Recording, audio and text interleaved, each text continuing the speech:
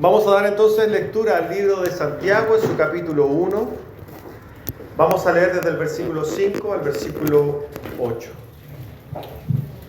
Dice así entonces la palabra de nuestro Señor. Santiago, capítulo 1, versículo 5 al versículo 8. Y si alguno de vosotros tiene falta de sabiduría, pídala a Dios, el cual da a todos abundantemente y sin reproche, y le será dada. Pero pida con fe, no dudando nada, porque el que duda es semejante a la onda del mar, que es arrastrada por el viento y echada de una parte a otra. No piense pues quien tal haga, que recibirá cosa alguna del Señor. El hombre de doble ánimo es inconstante en todos sus caminos. Amén. Tome asiento, hermanos. Y por sobre todo, tome atención.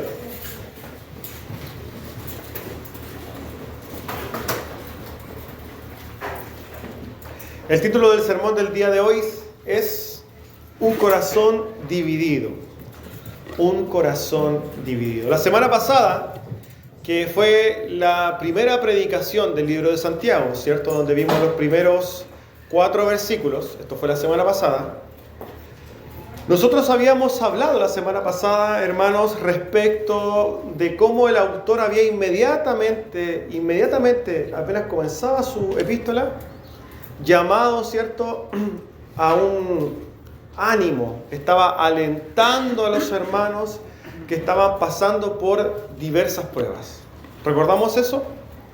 El autor les había dicho, usted lo puede ver en los primeros versículos del libro de Santiago: amados, ¿cierto?, tengan por sumo gozo cuando se hallen en diversas pruebas. Eso es lo que nosotros habíamos hablado la semana pasada. A través de estas pruebas, ¿cierto?, el cristiano podía alcanzar la madurez y estar preparado, iba a ser, ¿cierto?, dotado de una serie de virtudes que le iban a servir, digamos, para vivir una vida cristiana. Todo hijo de Dios debe ser pasado por una refinería, habíamos hablado de eso, ¿cierto? Tenía que ser machacado, ¿cierto? Tenía que sufrir. ¿Por qué? Porque a través de esto iba a formarse. Esto es lo que habíamos hablado la semana pasada. Ahora bien, en este mismo contexto es que el autor está hablando los versículos que nosotros vamos a ver y que vamos a empezar a ver inmediatamente, ¿cierto? Dice así el versículo 5. Y si alguno de vosotros tiene falta de sabiduría, pídala a Dios, el cual da a todos abundantemente y sin reproche, y le será dada, ¿cierto? Por tanto, vemos, hermanos, que después de alentar un poco a los lectores lo que vimos la semana pasada, ahora empieza otra exhortación el autor. Ahora empieza a exhortar a los lectores para que oren con fe, pidiendo sabiduría a Dios. Esto ya sabemos que lo ha dicho en el contexto donde las personas están pasando pruebas. Podríamos, por tanto, hermanos, decir que cuando los hermanos se pasen pruebas, estén pasando pruebas, lo que habíamos hablado la semana pasada, están pasando diferentes pruebas y de alguna manera necesitan la ayuda de Dios, necesitan que Dios ilumine sus vidas, que de alguna manera les dé dirección. En ese sentido, el autor entonces está llamando a pedir sabiduría a Dios, el cual dice ahí, Dios la va a dar, ¿cierto? Dios es dador. Dios no va a guardar esa sabiduría, sino que la va a dar. Y sin duda, hermanos, cuando nosotros pasamos pruebas, muchas veces nos cegamos en las pruebas, ¿cierto? No sabemos para dónde ir, no sabemos qué hacer, no sabemos qué decisiones tomar. Por tanto, el autor dice, hermanos, si usted no sabe qué decisión tomar en una prueba, recordamos que también la semana pasada hablamos de diversas pruebas, pueden ser muchas pruebas. Si usted no sabe cómo reaccionar, qué camino tomar, pida sabiduría a Dios. Dios, ¿cierto?, va a dar sabiduría. Y cuando hablamos de sabiduría, vamos a desarrollar un poquito más adelante, pero claramente estamos hablando de una forma de conocimiento superior quizás a lo que nosotros podríamos ver a través de la experiencia. Estamos hablando de algo un poquito más allá, ¿cierto? Una sabiduría que venga de lo alto, una dirección de Dios, ¿por qué no? Por tanto, el llamado a los hijos de Dios es que oren a Dios pidiendo con fe. La sabiduría, hermanos, es algo que realmente nosotros en nuestro caminar vamos a necesitar sí o sí. De hecho, nosotros estamos leyendo el libro de los Proverbios, ¿cierto? Y el libro de los Proverbios es básicamente pura sabiduría. Ahora bien, como hemos hablado de sabiduría, sabemos y vamos a tener que clasificar de alguna manera las sabidurías. En dos tipos de sabiduría, ¿no? Una sabiduría que podría ser una sabiduría terrenal o humana, filosofía humana, que en eso también encontramos sabiduría, ¿no? Sin duda. El humano puede desarrollar su sabiduría. Hay sabiduría humana. Podemos verlo a través de textos, ¿cierto? En lo secular, digamos, en el mundo se habla de los sabios, X. Efectivamente podemos encontrar y podemos nosotros muchas veces tomar decisiones sabias. Ojo con esto. Podemos tomar decisiones sabias, pero con sabiduría humana. Y eso en sí no está mal. No estamos diciendo que la sabiduría humana esté mala. No, bajo ningún punto de vista. Derechamente tenemos que también muchas veces seguirla. Pero por otro lado hay otra sabiduría. Por otro lado hay otra sabiduría. Y esta es una sabiduría que viene directamente de Dios. Y podríamos clasificarla como una sabiduría superior. Hermanos, cuando hablamos de la sabiduría humana, la que está en el lado de acá, vamos a ver que en general es buena. Pero en general, no siempre. Muchas veces la sabiduría humana va a atentar contra la sabiduría de Dios y van a chocar, como dos fuerzas contrarias. Y muchas veces nosotros nos vamos a ver, ¿cierto?, envueltos en tomar una decisión con sabiduría humana, por el lado de acá, o por el otro lado, ir y tomar una decisión con la sabiduría de Dios. Y van a ser decisiones diferentes, que van a estar totalmente opuestas. Y siempre, hermanos, siempre la sabiduría de Dios va a ser superior. Siempre, hermanos. Dios, dentro de todas las cosas que ensalza en su palabra, habla mucho de la sabiduría, hermanos.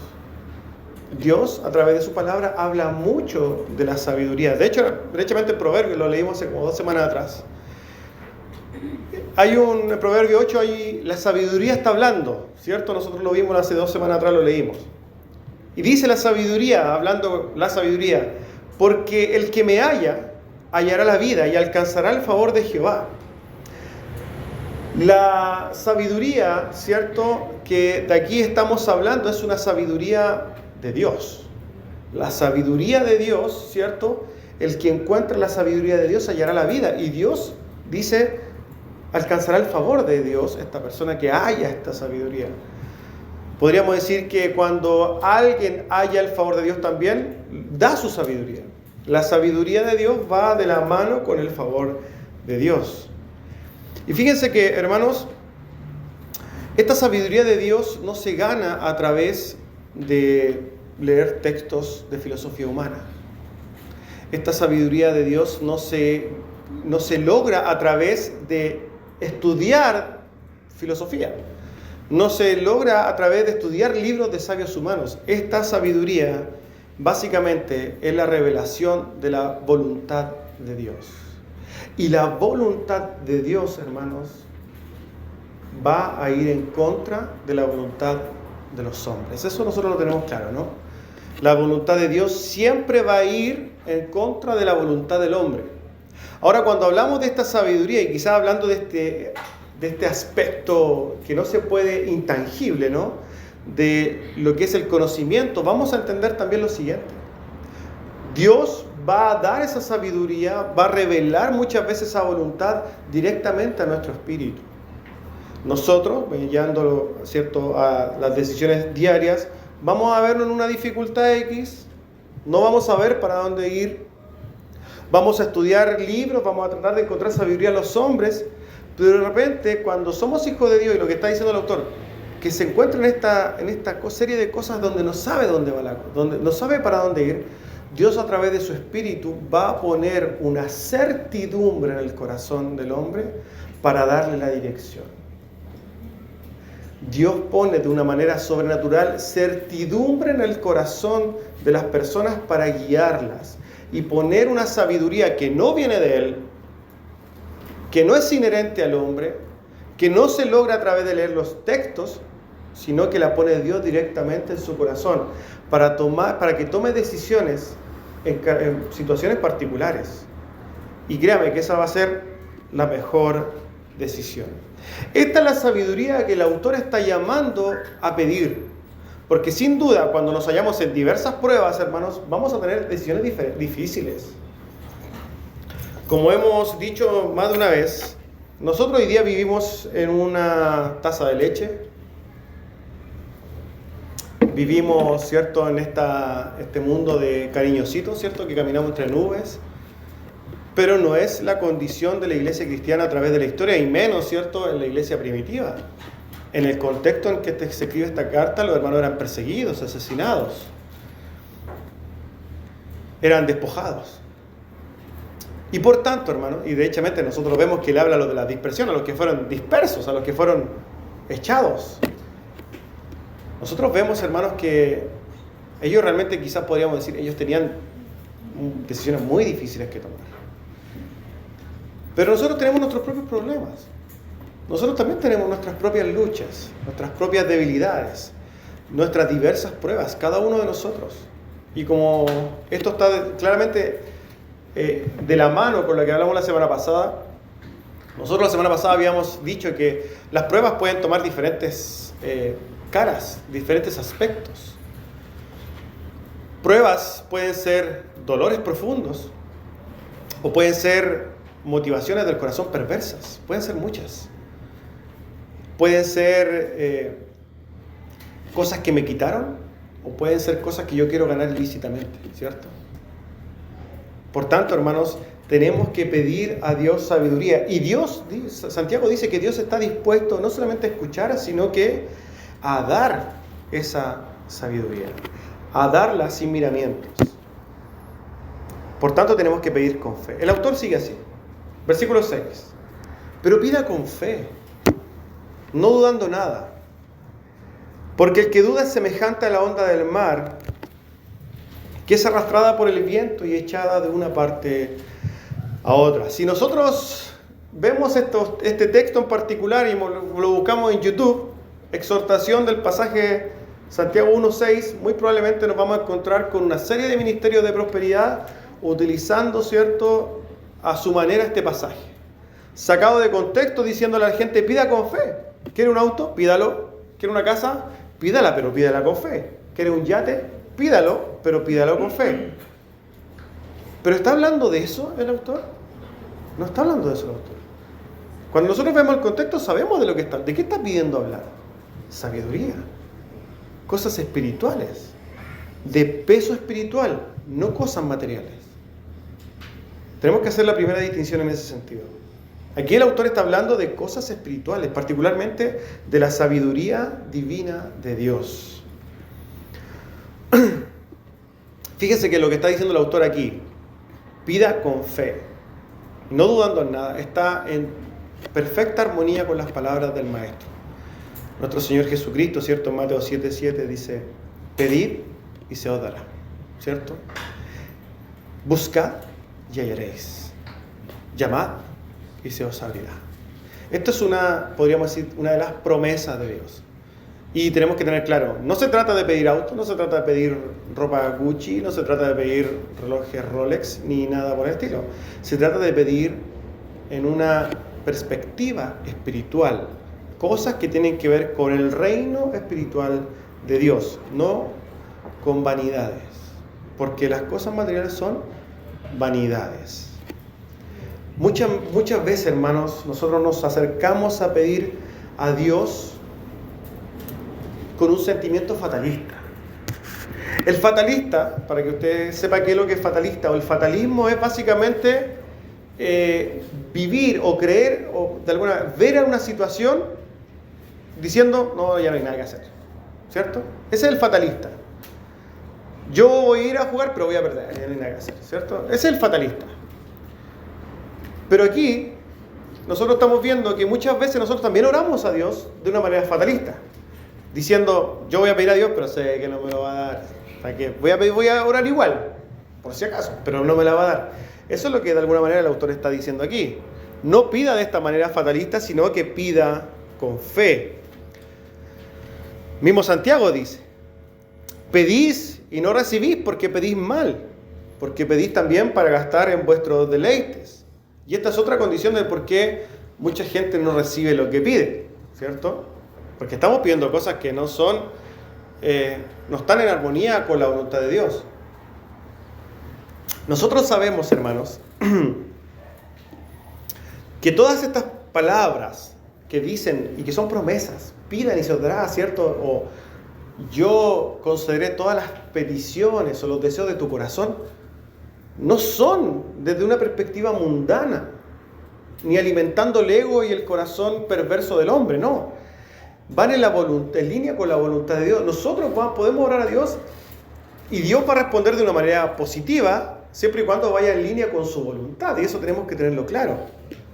No sé, cuando mucha gente se le enseña que orar es como básicamente una lista de deseos, ¿cierto? Como si estuviéramos hablando del viejito pascuero, y que de ahí el Señor elige cuál le da y cuál no le da. No se trata de eso. La voluntad de Dios es una y se mueve en sentido espiritual. No podemos pedir para nuestros deleites. Generalmente la gente dice, no, es que quiero comprarme un auto, no sé, te voy a pedir al Señor que me dé zapatillas de marca. Pero eso no es, bajo ningún punto de vista, una petición que se le vaya a conceder.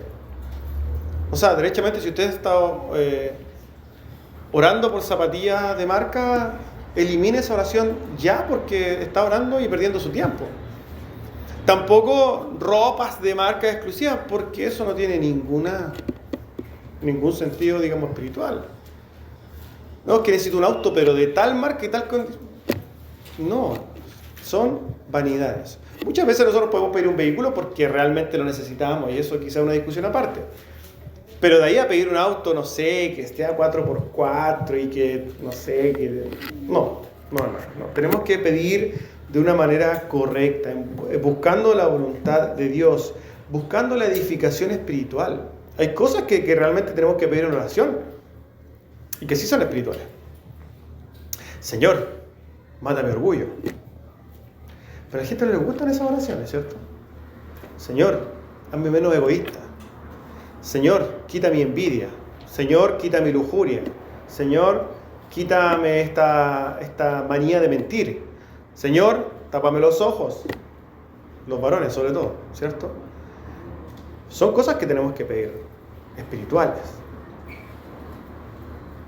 Para no decir solamente el hombre, las mujeres pueden orar, Señor, hazme gastar menos. También puede ser. Puede ser una oración válida, ¿cierto? Hay cosas que tenemos que ir transformándonos, hermanos. ¿Por qué? Porque sin duda, como dice el autor, Dios es bueno y fiel y va a conceder peticiones de nuestro corazón. Y tenemos que pedir con fe, pero pidamos cosas espirituales, hermanos. Tenemos que entender, hermanos, que Dios puede y va a oír. Tenemos que orar con fe. Orar con fe sabiendo que Dios va a cumplir de alguna manera sus promesas y va a hacer cosas en nosotros. Si pedimos a Dios, hermanos, que de alguna manera transforme mi corazón y me aleje, por ejemplo, de deseos carnales, vamos a entender, hermanos, que Dios va a trabajar en ese sentido. Quizás, como somos humanos, siempre vamos a tener deseos carnales. Eso está de plano. Hay verdades que son absolutas. Siempre, hermanos. Siempre vamos a morir con algo de orgullo. Podemos decir, Señor, baja mi orgullo, pero siempre vamos a morir con algo de orgullo. Somos orgullosos. Esto es algo inherente al hombre. Pero podemos pedir que Dios efectivamente baje, ¿cierto? Podemos pedir que Dios baje nuestro orgullo, que baje nuestros deseos carnales, que baje nuestro egoísmo y un montón de cosas, un montón de falencias que tenemos, un montón de pecados, sabiendo que Dios va a hacer. Dios va a hacer. Porque Dios es bueno.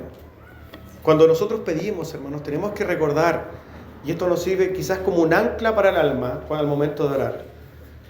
Cuando nosotros vamos a orar, hermanos, tenemos que recordar que Dios es un Padre amoroso, bueno. Jesús dijo, hablándole, ¿cierto?, ahí en su contexto, en Mateo 7 también, pues si vosotros, siendo malos, sabéis dar buenas dádivas a vuestros hijos, ¿cuánto más vuestro Padre que está en los cielos ¿Dará buenas cosas a los que le piden? Esas son palabras de Jesús. El tema es que nosotros pedimos mal. Muchas veces nosotros, y fíjense que muchas veces hay peticiones, pero que tú te agarras la cabeza. Pero personas están pidiendo, por ejemplo, Señor, dame la oportunidad de estar con esta persona, siendo que está casada, en vez de decir, Señor, restaura mi matrimonio. Y son cosas que suceden. Es pedir mal a Dios, ¿no? Sí, es pedir mal. Dios mismo, hermanos, es un dador bueno, un Señor amoroso con nosotros. Y cuando nosotros pedimos con fe, nos va a dar generosamente. Y sobre todo también hablando en el contexto, y es cuando estamos hablando de dificultades que estamos pasando. Porque ciertamente hoy día vemos muchas dificultades. Quizá una de las dificultades más comunes en nosotros es la pobreza, ¿no? Y en momentos de pruebas, porque la pobreza es una prueba, también tenemos que ir a las rodillas y ahí pedir, pero pedir conforme a la voluntad de Dios. Una cosa, Señor, pedir para que Dios dé el sustento, otra vez para que te saque la pobreza y te haga millonario. No. Cuando nosotros somos pobres, quizás podríamos decir, bendita pobreza que me obliga a estar en la rodilla y decirle al Señor día a día, dame el pan de cada día, ¿no? Eso es una tremenda oportunidad. Pedir a Dios todos los días. Porque ciertamente, hermanos, el Señor está atento a los corazones afligidos. Sin duda. Salmos 34 dice, los que miraron a Él fueron alumbrados y sus rostros no fueron avergonzados. Este pobre clamó y lo oyó Jehová y lo libró de todas sus angustias. Un hijo de Dios, hermanos, va a pasar una serie de angustias. Pero es allí cuando tiene que clamar al Señor. En el versículo 15 dice, los ojos de Jehová están sobre los justos y atentos a sus oídos al clamor de ellos. Salmo 34 es precioso. En su versículo 17 al 19 dice, claman los justos y oye Jehová, y los libra de todas sus angustias. Cercano está Jehová a los quebrantados de corazón, y salva a los contritos de espíritu. Muchas son las aflicciones del justo, pero de todas ellas las librará Jehová. Usted como hijo de Dios va a pasar dificultades, no tenga duda. Que se supone que usted encontró a Cristo y se acabaron los problemas, olvídese, no es así. Generalmente es al revés. Usted conoce a Cristo y empiezan los problemas. Pero, bendito problema. Porque ahí usted tiene un ayudador. Tiene un sostén. Tiene una roca, que es Cristo. Tiene, cierto, un ancla, que es Dios. Tiene un ayudador. Tiene ahí a quien aferrarse. Y el Señor, cierto, está esperando que usted se amarre, se aferre a Dios. Y Dios va a ayudar. Él está esperando que usted ore, sabiendo que Él lo va a ayudar. Está esperando que usted clame, porque Él está con sus ojos atentos. Así lo dice el Señor. No hay duda, hermanos, de que si pedimos a Dios, el Señor va a ayudarnos. No solamente nos va a dar sabiduría, sino que nos va a dar todas las cosas que necesitamos para ser librados en momentos de angustia, hermanos. Como hemos dicho, el autor dice, no dudando con nada, hermanos, no dudando. Porque el que duda es semejante a la onda del mar que es arrastrada por el viento y echada de una parte a otra. Santiago compara a una persona que duda con las olas del mar, que son agitadas y llevados de un lado a otro por el viento. Aquí la imagen que quizás Santiago quiere describir, ¿cierto? Es como cuando nosotros vemos a las olas, que de alguna manera van en virtud de cómo el viento está, ¿cierto? Cuando uno lo ve, sobre todo mar adentro, las olas van para allá, si el viento va para allá, las olas van para allá, si hay una tempestad, van para cualquier lado. Asimismo, describe Santiago a las personas que de alguna manera dudan, que no tienen una dirección clara, sino que son llevados por los vientos que en cada momento estén guiándolos. Y fíjense que esto, de alguna manera, podríamos decir que refleja muy bien a las personas que oran dudando, ¿cierto? Y hay que hacer una aclaración al respecto. ¿Por qué? Porque podríamos decir, bueno, ¿Hay alguien que no haya dudado alguna vez? Todos hemos dudado, todos. Y todos hemos, de alguna manera, orado, incluso dudando. ¿Cierto? Todos. Pero aquí Santiago quiere ir un poquito más allá. Y de alguna manera quiere hablar de las personas que en general viven dudando. No de aquel que tiene una duda en particular, sino que los que viven en duda. Estos son, hermanos, los descritos por Santiago aquí en este lugar. Estas personas que dudan viven sus vidas entre aquí y allá, ¿cierto? Buscando la sabiduría celestial, pero también buscando la sabiduría del mundo, ¿cierto? Van a la iglesia, pero dudan y después se van para allá. Personas que van efectivamente como las olas llevadas por el viento. No saben si creerle a Dios o creerle al mundo. Son llevados como olas por el viento que hay en el mar. Nos recuerda, ¿cierto?, las palabras del apóstol Pablo en Efesios, cuando habla poniendo en temas esto mismo, diciendo, hermanos, y haciendo una advertencia, llamados a estar firmes, ¿para qué? Para que no sean llevados por cualquier viento de doctrina. También lo hace así el apóstol Pablo, pero el sentido es el mismo. Se está describiendo a personas que son inconstantes en sus caminos, que son llevados de aquí para allá. Y obviamente, si son inconstantes en los caminos, y hablando particularmente de lo que estamos hablando aquí, son inconstantes en su camino de la fe. Deambulan entre la fe y el mundo. Van de aquí para allá. Como hemos dicho, el título del sermón es Corazones Divididos. Y básicamente, cuando nosotros vamos a ver el fragmento de este sermón, vamos a ver que vamos a darnos cuenta de que efectivamente está hablando de esto. Personas con corazones divididos. Lo que muestran, hermanos, las obras de los que andan deambulando de aquí y para allá, ¿cierto? Lo que muestran esas obras es básicamente que en sus corazones no hay fe, o que sus corazones están divididos. El apóstol Santiago va a desarrollar esto más adelante, lo vamos a ver en unas cuantas semanas, pero sin lugar a dudas podemos decir, hermanos, que cuando una persona se mueve de aquí para allá, hablando de la fe, cuando viene a la iglesia un tiempo, después se va, después y anda así, básicamente lo que está mostrando es que no tiene una fe genuina. Y una persona, ¿cierto?, que no tiene fe, es imposible que ore con fe a Dios, ¿no? Porque muchas personas, ¿cierto?, dicen que tienen fe, pero sus obras hablan de que no tienen fe. Si sus obras hablan de que no tienen fe, ¿cuánto más al momento de la oración? Es evidente que van a orar sin fe, porque realmente no tienen fe. Eso es lo que está diciendo el autor. El que no está en la fe, claramente no recibirá absolutamente nada de Dios. Y esto es lo que está diciendo el autor. Versículos 7 y 8. No piense, pues, dice Santiago, quien tal haga que recibirá cosa alguna del Señor. ¿Qué está diciendo? ¿Quiénes son aquellos que están haciendo tal cosa? Los que andan, ¿cierto?, orando sin fe, que no tienen fe. No piensen los que no tienen fe que recibirán alguna cosa del Señor. Suena duro, pero eso es lo que está diciendo Santiago. No piense que el que no tiene fe recibirá algo del Señor. Versículo 8.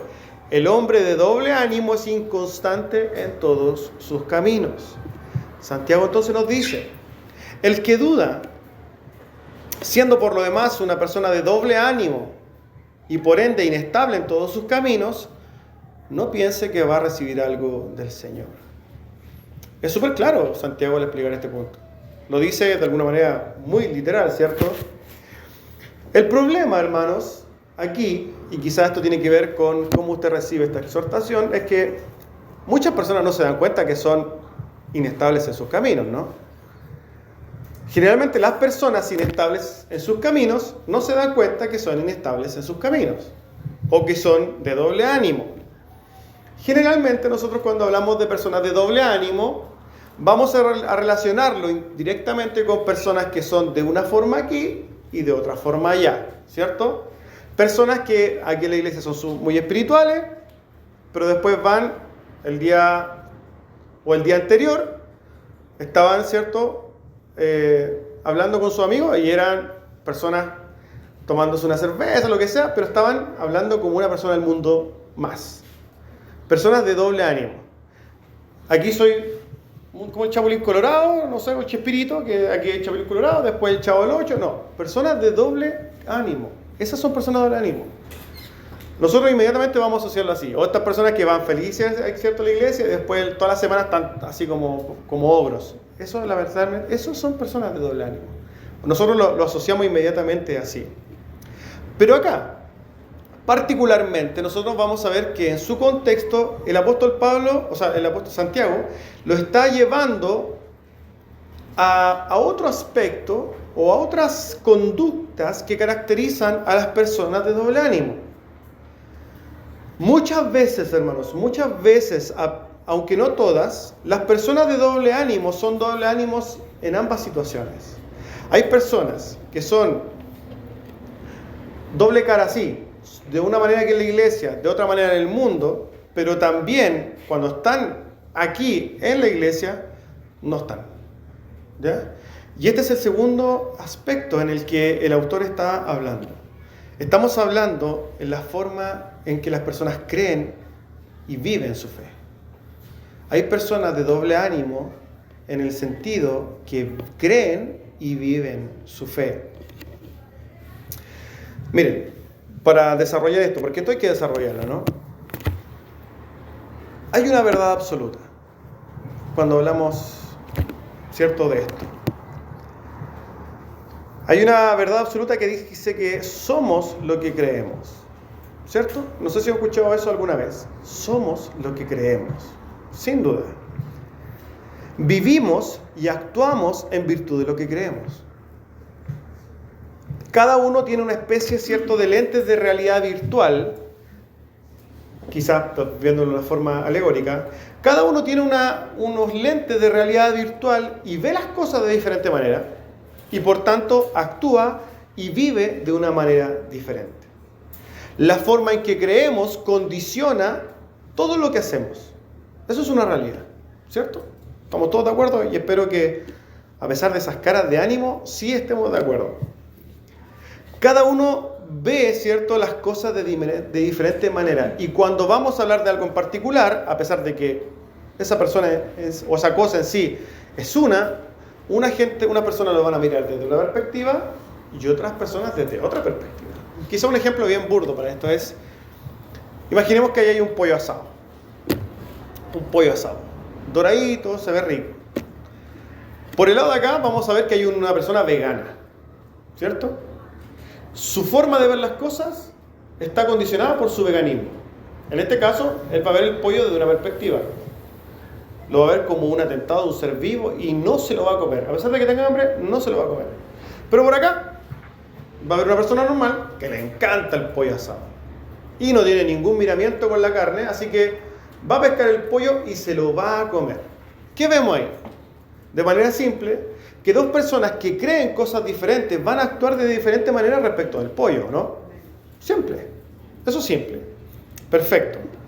Dicho eso, hermanos, cuando nosotros vemos esto en la fe en Cristo, vamos a darnos cuenta exactamente de lo mismo. Cuando vemos a personas de doble ánimo, se está refiriendo a personas que no solamente le gusta el pollo, sino que a la vez vegano. Personas de doble ánimo. Y tú ves personas de doble ánimo generalmente, que se acercan a la fe y de repente lo ven muy espirituales, pero de repente son muy mundanos. Y tú dices, bueno, o son cristianos o son mundanos. Pero, ¿cómo es posible? ¿Puede salir agua, cierto, helada y agua tibia o agua caliente de un mismo lugar, de una misma llave, al mismo tiempo? ¿Qué va a pasar? No va a salir ni agua helada ni agua caliente, va a salir agua tibia, ¿cierto? Pasa mucho, hermanos, en la iglesia, y no estamos hablando de las iglesias, sino que pasa también pasa aquí, que hay personas que en un momento son muy espirituales, pero de repente se desaparecieron. O a no ser que se hayan creado los trajes de invisibilidad y hayan venido con esos vestidos de invisibilidad y no están. Pero sucede en las iglesias. Que de repente tú los ves muy espirituales, pero de repente desaparecen un buen tiempo. Viven en una montaña rusa espiritual. Una persona de doble ánimo, hablando espiritualmente, vive en una montaña rusa espiritual. Espiritual, estoy en una frialdad, ¿cierto? Espiritual, estoy pasando por la prueba, me desaparecí. Y así viven así. Ojo, que aquí el Santiago está diciendo, esas personas no piensen que van a ser escuchadas por Dios. Y no estamos hablando de legalismo, estamos hablando de lo que Santiago está diciendo. Personas de doble ánimo no piensen que van a recibir. Y vamos a explicar por qué no van a recibir nada del Señor. ¿Qué no recibirán del Señor? Nada cuando oren, ¿cierto? Y esto, hermanos, no solamente se aplica a la sabiduría, sino que se aplica en general a todas las cosas que puedan pedir. ¿Y por qué, hermanos? Porque estas personas que son de doble ánimo y que andan así, generalmente no van a pedir con fe. Porque su fe no está cimentada, no van a pedir con fe. Segundo, no recibirán, porque generalmente las personas que viven así en su fe nunca van a hacer peticiones espirituales. ¿O sí? O una persona que es doble ánimo, que viene, que va a pedir, va a hacer oraciones espirituales. No, va a pedir carnalidades, va a pedir mal. ¿Por qué? Porque tiene corazones divididos. Y tercero, porque básicamente es muy probable que esa persona ni siquiera sea convertida. Porque es muy probable que ni siquiera sea convertida. El autor, hermanos, ¿cierto? Hablando en este mismo contexto y en este mismo versículo, está diciendo, hermanos, que las personas de doble carácter, de doble ánimo, son inconstantes en todos sus caminos. Y estamos hablando de hombre o mujer, ¿cierto? El hombre representa a hombre y mujer, porque también hay mujeres inconstantes en todos sus caminos. Y esto demuestra una falta de carácter, una falta de determinación, una persona indecisa, una persona dubitativa, una persona en la cual básicamente no se puede confiar, aunque duela. ¿Se imaginan? Yo soy el pastor de la iglesia. ¿Se imaginan si yo soy inconstante y hoy día vienen toda la iglesia y están esperándome y yo me quedé en la casa porque tenía muchos sueños y no tenía ganas de venir? ¿Podrían confiar en venir a la iglesia confiado? No, ¿cierto? Oye, ¿qué pasó con el pastor? No, es que hoy día pasó mala noche y se quedó en la casa. ¿Qué pasó con el pastor? No, es que se cayó al frasco. No, pues, hermano. Usted no puede confiar en personas inconstantes cuando hablamos de la fe, ¿cierto? Imagínense, aquí ya, hermanos, hay otros predicando. Hoy día, a todo esto, anuncio oficial, va a partir predicando nuevos hermanos. Imagínense los que predican en la tarde. Llegamos toda la tarde y de repente, no, es que el hermano, no, es que se fue. Tenía un partido de fútbol. Personas que no toman decisiones reales. Como que sí, como que no. Inconstantes. Y esto, hermano, es algo que se da generalmente en todo nivel. Las personas, como dicen, inconstantes, son inconstantes en todo camino. Hoy comencé a leer un libro. Eso fue hace 6 meses. ¿Alguien ha dicho eso? No, es que empecé un libro. ¿Cuánto lleva? Voy como a la página 13. ¿Y cuánto lleva? Más o menos como 6 meses. Eso es inconstante, hermano. Entré a un nuevo trabajo. ¿Y cuánto duró? 4 meses. ¿Y por qué? No, es que no me gustó mucho. Me cambié. O me echaron. Porque me quedé dormido unos cuantos días. Hoy me puse a dieta. Bueno, ahí somos inconstantes todos porque lamentablemente cuesta, ¿cierto? Pero por ejemplo, algunos dicen, no, hoy día me puse las pilas, voy a hacer ejercicio. Y a la semana siguiente ya no estaba haciendo ejercicio. Porque son inconstantes, hermano. La inconstancia es una pandemia en esta sociedad. Hoy día, espiritualmente, me puse como meta estudiar todos los días 30 minutos la palabra del Señor. Eso fue el día domingo. Al otro domingo lo veo, hermano, ¿y cómo estuvo? Mira, pude hacerlo 2 veces nomás. Porque no pude hacerlo. No se comprometen. No hay compromiso. Ahora sí me pongo las pilas con el Señor. No, pero esto es impresionante. No, pastor, hoy Dios, a ver si vamos con las pilas con el Señor. Después de 3 semanas más no aparece. Y a la 4ª semana aparece y dice, no, ahora sí que sí. 4 semanas más desapareció. Personas inconstantes en sus caminos. Aquí lo que está diciendo Santiago es, ojo, los inconstantes en su camino no piensen que van a pedir algo a Dios y se los va a dar. Por las 3 cosas que hemos dicho. Porque generalmente va a pedir sin fe espiritual, no va a pedir en línea con lo espiritual. Segundo, no va a pedir cosas espirituales. Y tercero, muy probablemente no se ha convertido. Y lo tercero es lo más triste. Porque no es chiste. No es chistoso, digamos, una persona no convertida. Las personas inconstantes abundan en la iglesia, hermano. Abundan. Y como hemos dicho, tampoco esta no es la excepción. Y fíjense que aquí vamos a hablar de algo que nos va quizás a iluminar un poco más este punto, hablando de los corazones divididos. La palabra griega traducida, ¿cierto? Es la palabra utilizada ahí para dubitativos, indecisos. Es la palabra pípsicos. Y básicamente la traducción del griego pípsicos es doble alma. Personas de doble alma. Existe, hermanos, en psiquiatría, y quizá nuestro hermano Carlos puede dar fe de eso, más adelante va a dar un comunicado, que en psiquiatría, ¿cierto?, existe algo que se llama como el trastorno de identidad disociativo. Es un trastorno, hermanos, de la personalidad, ¿cierto?, que se caracteriza porque dentro de un individuo, una persona, existen 2 o más personas, o identidades, podríamos decir. Yo no sé si alguien vio en los años 2000 la película Irene, yo y mi otro yo. Espero que quizá algunos la vieron. Había un hombre, ¿cierto?, que bajo ciertos traumas salió de él otra personalidad. Y esto es un trauma que efectivamente existe. Y son 2 personas que tienen una percepción de la realidad totalmente diferente. Uno era alguien muy calladito, ¿cierto?, que todo lo pasaban a hallar. El otro era un tipo que no le importaba nada, ¿cierto? Y fíjense que eso sucede en la iglesia. Eso grafica muy, pero muy bien, hermanos, lo que existe en muchos. Corazones divididos. Muchos practican esto. En sus corazones hay mitad carnal, mitad mundano y mitad cristiano. ¿Y eso qué? ¿Para dónde lleva? ¿Qué pasa con una persona que tiene doble ánimo? ¿Qué puede emprender? ¿En qué puede avanzar una persona con doble ánimo? ¿Qué comunión tiene, cierto, podríamos decir, lo celestial con lo infernal? Eso es lo que dice la Escritura. ¿Qué comunión tiene Dios con Belial? ¿Qué puede suceder si es que alguien dice ser cristiano y ve la fe desde la perspectiva cristiana y la Biblia desde la perspectiva cristiana, pero de repente se pasa para acá y ahora es mundano y ve todas las cosas que no, que hoy día no me levanté tarde, que me siento cansado, que hoy día tengo un evento, tengo ¿cómo se llaman estas cosas? Tengo que ir a la fiesta de la cerveza, que hoy día es justo domingo y la dan hoy día, así que prefiero ir a la fiesta de la cerveza porque es más entretenido.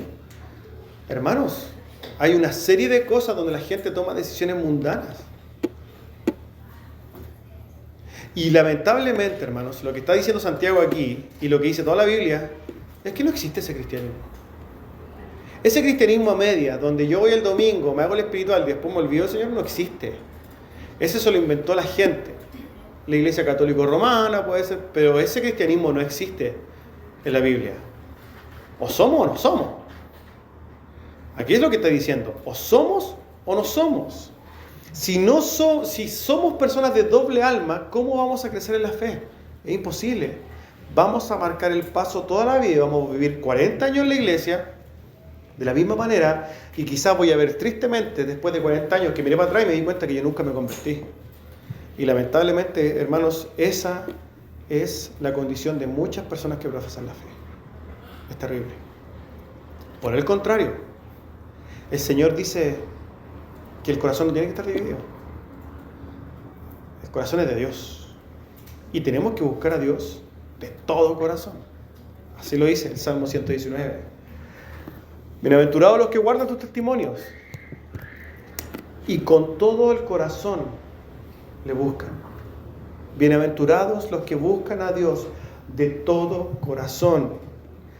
A Jesucristo mismo, a nuestro Maestro, le preguntaron: Jesús, ¿cómo resumiría la ley? Y Jesús dijo: bueno, amarás al Señor de vez en cuando en la semana, y a veces andas a la iglesia el día domingo, y de repente haces tu vida, y así esa es la ley. Eso no dijo. Dijo el Señor: amarás al Señor tu Dios con todo tu corazón, y con toda tu alma, y con toda tu mente, y con todas tus fuerzas. Ese es el mandamiento de Jesucristo. No es cuando tengas ganas, no es cuando tengas tiempo, no es cuando se junten y de alguna manera se alineen los planetas. No, es en todo momento y es lo principal. Y no solamente el día domingo, sino que de lunes a viernes también, y sábado también incluido. Todos los días. Porque si somos cristianos, ¿cierto? Se supone que tiene que haber una identidad de quienes somos. El cristianismo se mete en el ser nuestro y somos cristianos. No es que simulamos ser cristianos, somos cristianos. Santiago, hermanos, está escribiendo esta exhortación en la misma línea, hermanos. Está preocupado por el desarrollo espiritual de los hermanos que reciben esta carta. Y hermanos, un corazón dividido no ayuda.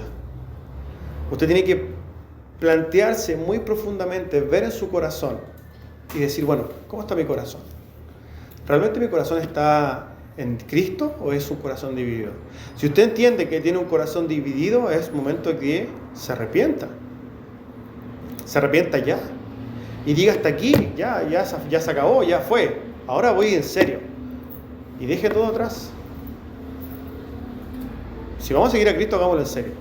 Si vamos a jugar a ser cristianos, no lo hagamos. ¿Por qué vamos a perder el tiempo? Amén. Es hora, hermanos, que busquemos a Dios con todo nuestro corazón. Cuando busquemos a Dios de todo corazón, amemos a Dios de todo corazón, decidamos por Dios de todo corazón. Y fíjense que esto tendrá ciertas consecuencias. Claramente mostrará que dejaremos de ser inconstantes en nuestros caminos, sobre todo el camino de la fe. Cuando esto pase también, en los momentos de dificultad vamos a orar en el Espíritu. Vamos a orar bien. El Señor nos va a oír y va a conceder y nos va a librar. Pero eso será para los que no tienen corazones divididos. Eso es lo que dice Santiago. Amén. Vamos a orar, hermanos.